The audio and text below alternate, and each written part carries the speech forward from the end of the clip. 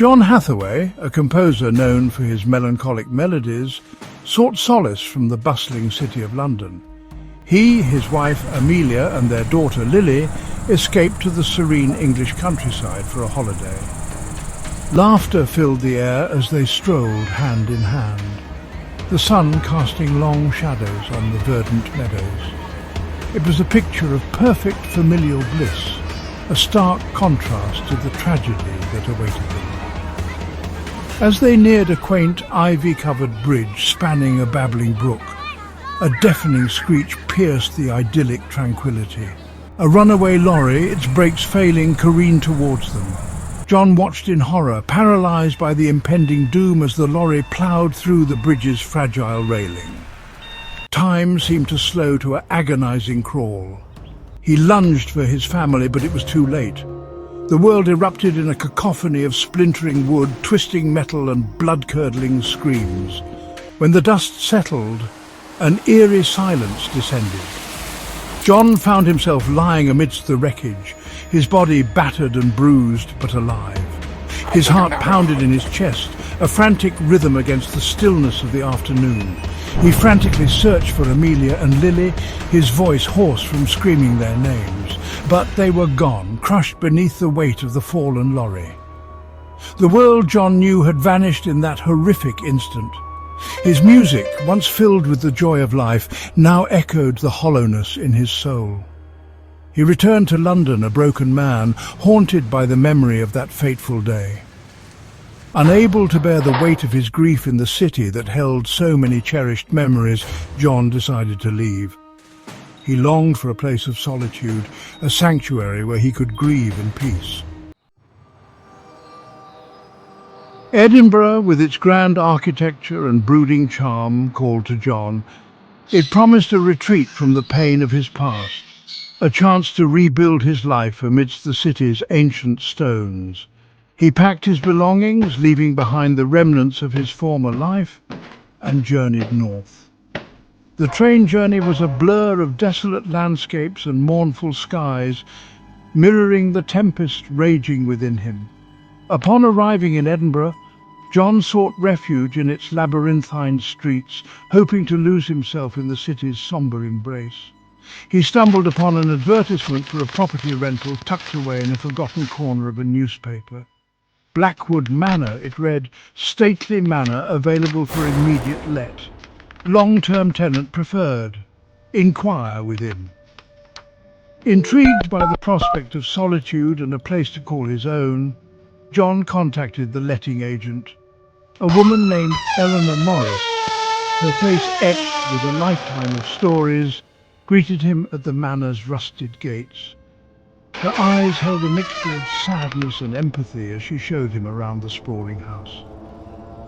Blackwood Manor was a formidable structure, its once grand facade now weathered and neglected. Dust-covered furniture hinted at a life long gone, and an eerie silence hung heavy in the air. John, however, felt a strange sense of peace within its walls, as if the manor itself understood his sorrow. "It's been vacant for 12 years, Mrs. Morris explained, her voice barely above a whisper, as if afraid to disturb the slumbering house. The previous owners, they left rather abruptly. John detected a hint of unease in her tone, but he dismissed it as his own melancholic projections. He agreed to rent Blackwood Manor, hoping to find solace within its time-worn walls. The first few days were filled with the mundane tasks of unpacking and settling in. John tried to ignore the pervasive chill that clung to the manor, attributing it to the building's age and neglect. As days turned into nights, however, he couldn't shake the feeling that he was not alone. Floorboards creaked beneath his feet, even when he knew he was the only soul within the vast house. Doors slammed shut with no explanation, their sounds echoing like mournful cries through the empty corridors. One evening, as John sat in the dimly lit drawing room attempting to compose, he heard the distinct sound of water running. He followed the sound to the upstairs bathroom, his heart pounding with a mixture of curiosity and trepidation. To his astonishment, he found the bathtub overflowing, the taps running at full blast. John quickly turned off the water, his mind racing to find a logical explanation. He had not touched the taps of that, he was certain. Sleep offered little respite from the unsettling events. John's dreams were plagued by nightmares, vivid and disturbing. He would wake in a cold sweat, the feeling of an unseen presence lingering in the room.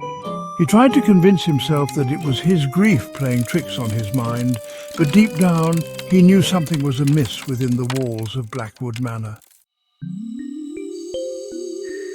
John started noticing other, more unsettling occurrences. One evening, while working in his makeshift studio in the attic, he felt a cold spot directly behind him.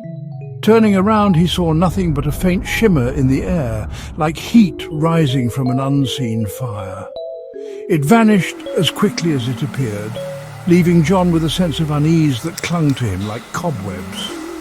He began to hear whispers, soft and indistinct, carried on the draughts that snaked through the manor.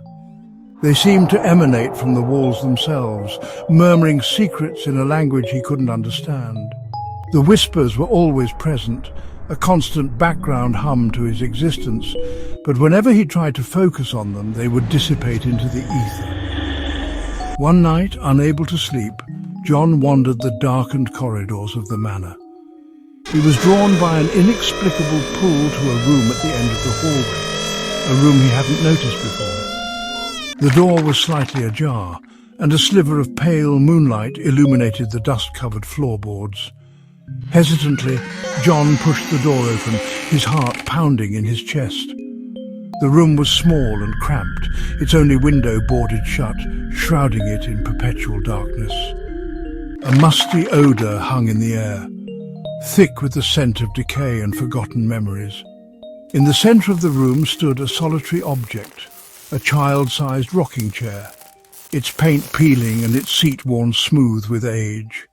As John stepped closer, he felt a cold spot directly beneath his feet, and the whispers he had been hearing grew louder, swirling around him like a chilling breeze. Section 5. The Ghost of Blackwood Manor. John stared at the rocking chair, his breath catching in his throat. He could have sworn he saw it move just slightly, as if rocked by an invisible hand. Fear, cold and sharp, pierced through his sorrow. He stepped back, his heart pounding against his ribs like a frantic drummer. That night the whispers turned into a distinct sob, the unmistakable cry of a child. It seemed to come from the room with the rocking chair. John sat up in bed, his blood turning to ice. He couldn't ignore it any longer. He had to confront whatever was haunting Blackwood Manor. He crept down the hallway, each creaking floorboard sounding like a death knell in his ears. The sobbing grew louder as he approached the room. With trembling hands, he pushed open the door. The rocking chair was moving, swaying back and forth as if a child were pushing off the floor, but the room was empty. Then he saw it, a faint, translucent figure hovering near the chair. It was the ghostly form of a young boy no older than 10, with sad eyes and waterlogged clothes clinging to his frail frame. The boy turned his sorrowful gaze upon John, and a single word escaped his spectral lips: "Help me." John stumbled back, his mind reeling. He wasn't imagining things. Blackwood Manor was haunted not just by some unknown entity, but by the ghost of a child. Shaken to his core, John sought out Eleanor Morris, hoping she could shed some light on the haunt. Tending to her garden, her weathered face creased with concern as he recounted the night's events. "The boy," she whispered, her eyes wide with a mixture of fear and sadness. "I feared as much." Manor had been shrouded in rumours of a tragic past. Locals whispered of a family torn apart by greed and deceit, their secrets buried deep within the manor's walls. A young boy, she told him, had years ago, and his spirit was said to linger within the house searching for peace. Determined to uncover the truth and help the young ghost find peace, John delved into the history of Blackwood Manor. Poring over dusty old documents and faded photographs, piecing together the puzzle of the past, he discovered that the manor had once belonged to the Lawrence family, a wealthy and influential clan, by scandal and tragedy. John learned about Peter Lawrence, a young boy who had lived in the manor with his parents in the early 1900s. Peter had disappeared mysteriously. The newspapers at the time hinted at foul play, but the case was never solved.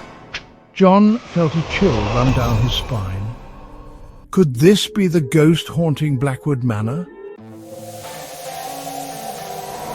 Driven by a need to help the young ghost and uncover the truth, John decided to hold a séance. He persuaded a reluctant Eleanor to join him, and together they contacted a renowned medium from the city. The séance took place in the manor's old drawing room. The air crackled with anticipation as the medium, a frail woman with piercing blue eyes, went into a trance. Her voice when she spoke was not her own, but that of a young boy, filled with a chilling innocence. "I am Peter," the voice echoed through the room, "and I'm trapped." Peter's spirit revealed the harrowing truth of his demise. He had been a sickly child, his frail health a constant source of worry for his parents. Unbeknownst to Peter, his father, a ruthless businessman, had taken out a substantial life insurance policy on his son, hoping to profit from his untimely death. One fateful night, as Peter lay sleeping in his room, his father crept in, his eyes filled with a chilling coldness. He smothered his own son with a pillow, his heart hardened by greed and ambition. Peter's last memory was of his father's face, twisted in a grotesque parody of grief as he pretended to discover his son's lifeless body. The revelation sent a shiver down John's spine. He had uncovered a tale of unimaginable cruelty, of a father who could betray his own flesh and blood for financial gain. Further investigation revealed a shocking twist. Peter's father, seeking to cover his tracks and secure his ill-gotten gains, had switched his deceased son with an orphan boy from a nearby orphanage. The orphan, also named Peter, grew up believing he was the true heir to the Lawrence fortune, while the real Peter's body lay hidden within the bowels of Blackwood Manor. John and Eleanor discovered an old well on the manor grounds, long sealed and forgotten. A sense of dread washed over them as they realized the well's significance. With the help of local authorities, they broke the well's seal, the stench of decay assaulting their senses. Deep within its depths, they found the skeletal remains of a child-sized shoe still clinging to a bony foot. The evidence pointed to the unthinkable. Peter's father, who had gone on to become a respected senator, was a cold-blooded killer. Armed with this knowledge, John sought to confront the senator, to expose his dark secret and bring justice for Peter.